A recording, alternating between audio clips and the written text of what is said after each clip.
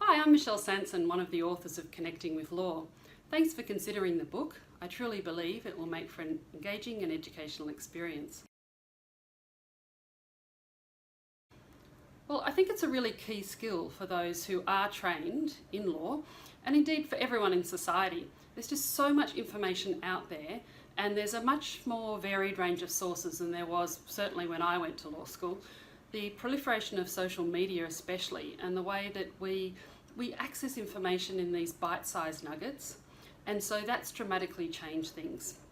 I'm always amazed when I see posts on Facebook and they're completely fabricated, they're just clickbait, and how there's these large numbers of people who've liked them, shared them, commented on them, without really even thinking about whether they're true or not.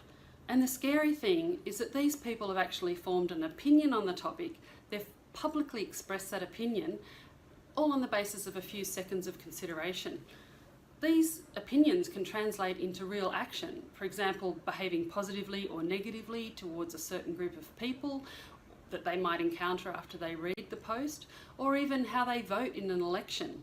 So being a critical thinker, I would say, is more important now than ever. Well, a critical thinker is really someone who doesn't take information at face value, but instead they think about the content, about the author, the timing, the forum, and the intention. What does that person actually say, and who are they? What are their motivations for what they're saying? Did they say it to a particular audience at a particular time for a purpose? Was it said a long time ago? Is what was said still relevant now? And was it said somewhere else? Or does it really apply relevantly here if it was? So if there is a fact stated, then what is the basis of that fact? And if there is a research study behind it, then who did that research? How many people did they survey? How did they choose those people? All of that can influence the validity of the research. Well, teaching law students to be critical thinking requires from the outset for them to understand what critical thinking really means and why it matters. So often students assume that critical thinking means criticising, as in being negative, but in reality it just means going beyond face value, to examine information with an inquisitive mind and a rational process, and to form a view that's grounded in fact and logic. I remember in the period leading up to the Marriage Equality Survey seeing a poster that was allegedly displayed in Melbourne, and it said that 92% of children raised by gay parents are abused, 15% of them have depression, and 72% are obese. Now that's quite explosive stuff. I wonder how many people read it and concluded that same-sex marriage is a dreadful thing. Well, what about a critical thinker? Well, first of all, they'll think that, this is a poster about parenting and mental health, so it's not actually about marriage at all. And there's already legal provisions regarding the adoption of children by same-sex couples, and it's open for the same-sex couples to have their own child using in vitro fertilisation. So it's not actually really relevant, that material, to the topic at hand.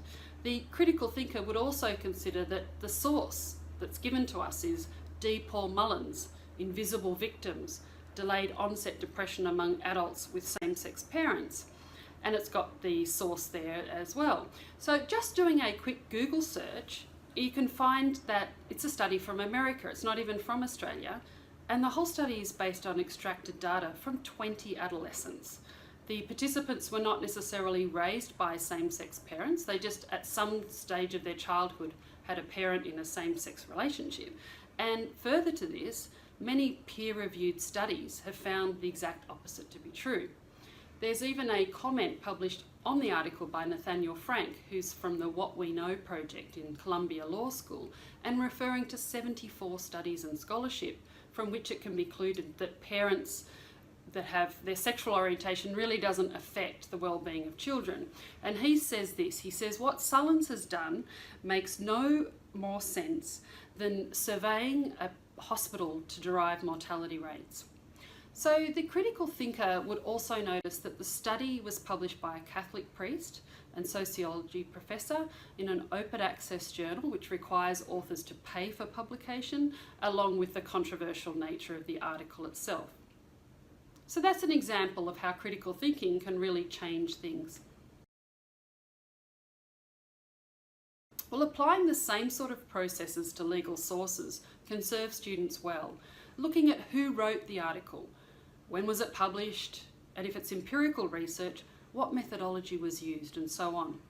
Having these skills can be extremely useful as a legal practitioner, or across a great many careers. It actually makes good sense for informed citizens, which is really useful as a component to a democratic state. Now, critical thinking is something that's learned and it's applied over the whole course of a lifetime. But it's my hope that the coverage of it in Connecting with Law will really stimulate a critical thinking journey for students and academics alike. Thank you.